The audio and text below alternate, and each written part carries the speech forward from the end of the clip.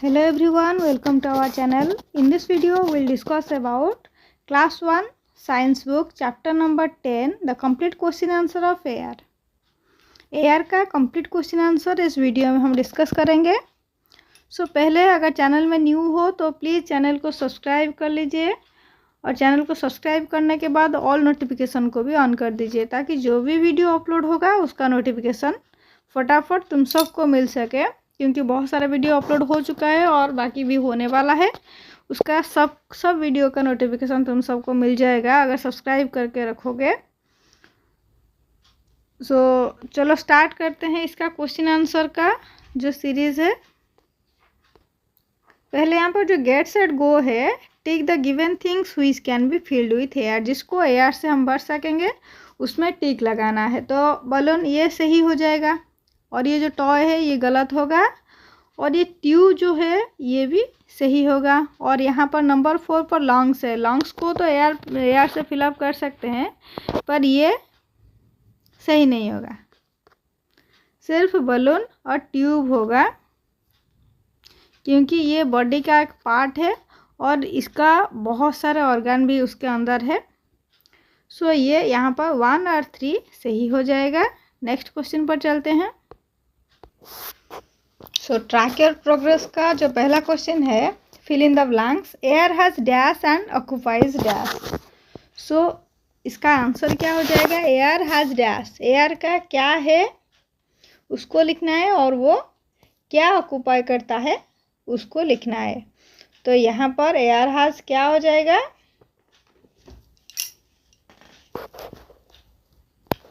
Wait and occupies space. पहला blank में लिखेंगे weight. Air has weight, air का वजन है, एंड ऑक्यूपाइज स्पेस, वो उसको रहने के लिए जगह की ज़रूरत है. Number 2, all animals and plants need dash to breathe. Breathing करने के लिए प्लांट हो या फिर एनिमल हो, उनको किस चीज़ों की ज़रूरत है? Air. All animals and plants need air to breathe. Question number 3, we breathe air even when we are dash. We breathe, हम श्वास प्रश्वास ले सकते हैं जबकि हम व्हेन वी आर स्लीप हो जाएगा इसका answer sleeping. When we are sleeping. Dash is all around us. हमारे आसपास क्या है? एयर है. Air is all around us. ये 4 जो क्वेश्चन था ये भी कंप्लीट हो गया. और लास्ट जो ट्रैक योर प्रोग्रेस में जो फिल इन द ब्लैंक्स है उसका बस 1 वर्ड वाला ये आंसर है. Moving air. मूविंग एयर को क्या कहा जाता है? विंड कहा जाता है. मूविंग एयर को विंड कहा जाता है. Gentle wind. जेंटल विंड को क्या कहा जाता है? Breeze. BREEZE, breeze. Very fast and strong wind. जो वेरी फास्ट है और बहुत स्ट्रॉन्ग है उस हवा को क्या कहा जाता है? स्टॉर्म. स्टॉर्म. उस हवा को जो स्ट्रॉन्ग विंड है उसको स्टॉर्म कहा जाता है. ओके, समझ में आ गई. अब नेक्स्ट क्वेश्चन पर चलते हैं. पहले जो मूविंग एयर है, अगर एयर मूव करने लगता है तो उसको विंड कहा जाता है. जेंटल विंड, जो हल्का सा जो हवा बहता है उसको ब्रीज कहा जाता है. और जो very fast and strong wind है उसको स्टॉर्म कहा जाता है. ओके, चलो नेक्स्ट.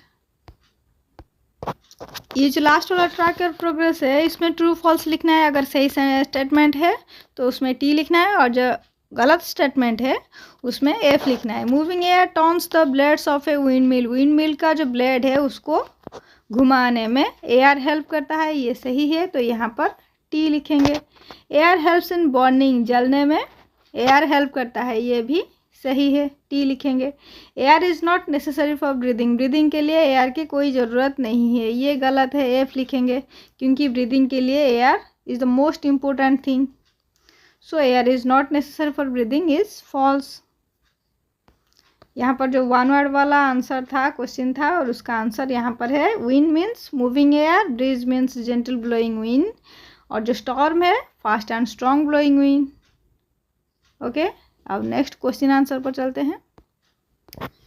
क्वेश्चन आंसर का जो प्रैक्टिस जोन है, ए ग्रुप में क्या करना है, circle the correct word.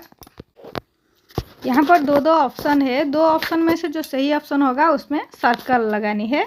Gentle blowing wind is called dash. जो जेंटल ब्लोइंग विंड है उसको क्या कहा जाता है, ब्रीज या फिर स्टॉर्म। सो यहाँ पर इसका आंसर हो जाएगा ब्रीज। ब्रीज को सर्कल बनानी है। Question number 2, all living things need food और एयर टू ब्रीथ। ब्रीदिंग के लिए उनको फूड चाहिए या फिर एयर चाहिए, तो इसका सही आंसर क्या हो जाएगा, एयर चाहिए। ब्रीदिंग के लिए एयर चाहिए, एयर में सर्कल बनानी है। Question number 3, fast and strong moving air is called storm और विंड। जो फास्ट और स्ट्रॉन्ग मूविंग एयर है उसको क्या कहा जाता है, स्टॉर्म या विंड। स्टॉर्म कहा जाता है, तो स्टॉर्म में ही उसको सर्कल बनाएंगे। वी कैन ओनली फील और सी एयर। एयर को हम फील कर सकते हैं या फिर देख सकते हैं। एयर को हम देख नहीं सकते तो क्या कर सकते हैं, फील कर सकते हैं, तो फील में उसको सर्कल बनानी है। क्वेश्चन नंबर 5 में एयर मेक्स काइट्स और सेलबोट्स फ्लाई। एयर काइट को उड़ाने में हेल्प करता है या फिर सेलबोट्स को उड़ाने में हेल्प करता है। तो उड़ाने की बात है तो इसका आंसर क्या हो जाएगा, काइट्स होगा। सेलबोट पानी में चलता है और ये उड़ने की बात हो रही है, सो इसलिए क्या हो जाएगा,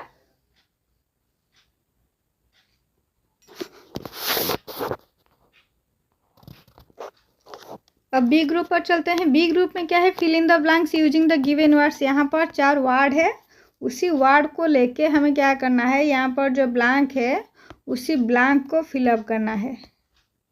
तो पहला क्वेश्चन क्या है, स्टॉर्म कैन ऑपरूट डैश। स्टॉर्म किसको ऑपरूट कर सकता है, इसका आंसर हो जाएगा क्या, ट्री।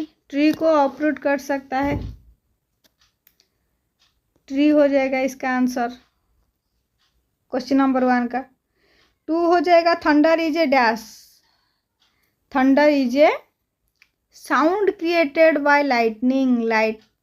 लाइटनिंग के बाद जो साउंड क्रिएट होता है, thunder is a sound created by lightning. Sound, SOUND, sound, ये वाला option. Dash is needed for burning. Burning के लिए क्या चाहिए, एयर की ज़रूरत है, तो यहाँ पर एयर लिखा जाएगा, AIR। Plants dash without air.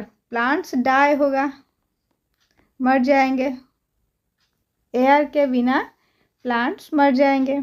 So a storm can uproot trees, thunder is a sound created by lightning, air is needed for burning, plants die without air. Clear. अब क्वेश्चन नंबर सी ग्रुप में चलते हैं। सी group में क्या है, true false है, तो सही सेंटेंस के लिए T लिखना है और जो गलत सेंटेंस है उसमें फॉल्स लिखना है। बस ध्यान में रहे, ट्रू और false. T means true, F means false, गलत। T for true, right. So पहला question, we cannot feel air around us. जो हमारे आसपास जो एयर है हम उसको फील नहीं कर सकते, ये फॉल्स है, क्योंकि उसको हम फील कर सकते हैं पर देख नहीं सकते। सो ये F हो जाएगा। Breeze can blow off roofs of house.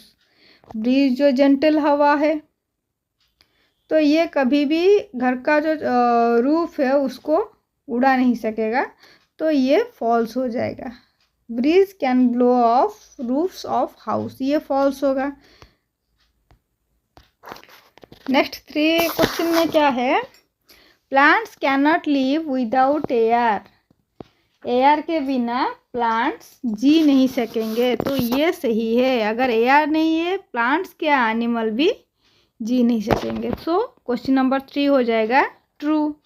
Wind moves A sailboat. Sailboat को मूव करने में विंड हेल्प करता है, ये सही है। पहला जो 2 है गलत है और लास्ट जो 2 है 3, 4 ये ट्रू है। अब क्वेश्चन डी ग्रुप पे चलते हैं। डी ग्रुप में आंसर द फॉलोइंग क्वेश्चन। ये जो 3 क्वेश्चन है उसका आंसर लिखना है। सो पहला question, why do we need air. Air हमें क्यों चाहिए। क्वेश्चन है क्या, हमें एयर क्यों चाहिए।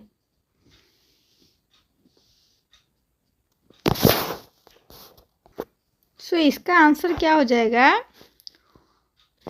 We can't live without air. We can't live without air. Air के बिना हम जी नहीं सकेंगे। So we need air.